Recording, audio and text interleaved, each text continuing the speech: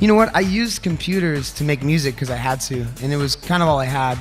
And just like hip hop, it starts with a sample and then an 808 kit, and then you sound design and you create your sonic identity, and it's so for me, I was just making what I had, but to me, I was making music. I was just digging from a feeling inside and creating it with the tools I had available, and it just turned into what it did because I was almost limited. But with the computer, you can also do so much. But I also play instruments and drums and guitar, and I play guitar on Bangarang, the track that Sirah did her thing on. And so to me, I continue to grow and collaborate with other people, but to me it's still just my music, So, what's crazy? It's awesome because I'm so blessed to have the best team ever who I've stuck with. Like, I've been touring since 9 years ago, since I was 16 in my old band, and it hasn't stopped since. And a lot of people think I kind of just popped out of nowhere, but it's been a really long journey, and I've had a great team to keep me safe and allow me to be expressive in the ways I want to be expressive.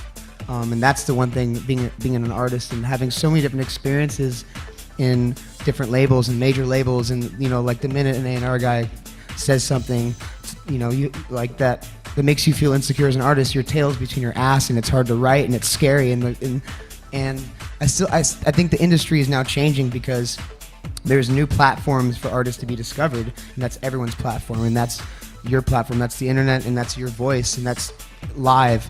And the institutions that don't necessarily have, they won't make or break an artist. It's all about the artist, and that's cool, I think. What's awesome is we're all friends, and we that's why this scene has become so successful and noteworthy, is because it started, the whole idea of sound system culture was about people getting together in the parks, like Queen Latifah and Tribe Called Quest would sample tapes off the radio and stick beats under it and then MC over it and just hang out and play music. So it's really cool. So basically the song Bangarang, like the actual track itself, is this really loud but melodic and funky track that, that to me, like when I heard a vocal, I was like, I need something that references Lost Boys and Never Growing Up and Peter Pan, and that was always something that I loved. So Bangarang was the famous Rufio call from the movie Hook, and that just idea, I feel like, works so well. So I was like, Sirah, I was on tour, I don't even know where I was, somewhere in Europe, and I'm in my hotel room making this track, and I'm like, who's gonna do this? By the way, we worked together back when I used to release stuff for free, like 4 years ago. We were doing tracks together back then. We have so much stuff that's not even released. So I call her up, I'm like, yo, can you do this vocal for me? It needs to be Peter Pan, needs to be Lost Boys, that feeling of never growing up. It gets you out of your seat. That's the whole emotion. And then she just came in and nailed it, and it was just Bangarang. It was perfect. You know what? I think what you will see, I think there will be the electronic category, but I think you will see more producers collaborating with other people. And I did a record with A$AP Rocky. I'm not saying that's gonna get nominated for Grammys, but I'm saying, like, you're gonna see a lot of people that, like I said, we all use computers to make music. Even people that make rock records use computers to make music. We just come from a different culture that was revolved around people getting together and dancing. So I think the culture is what's really exciting, the fact that it's getting a voice. But I think in the main ceremony, I don't know. I guess it's not for me to say. I'm still learning all of this, but it's cool to be here in any degree. I'm doing a lot of different projects, and the live performance is always changing. So live elements will come in, and it's just kind of like taking one step at a time and being creative. I can't say yet. No. Well, DJing's different. Like I said before, it comes from friends sitting around making music and going, check this out, and then your friend comes and they plug in, they go, check this out, and you play off each other, and you remix together and you collaborate.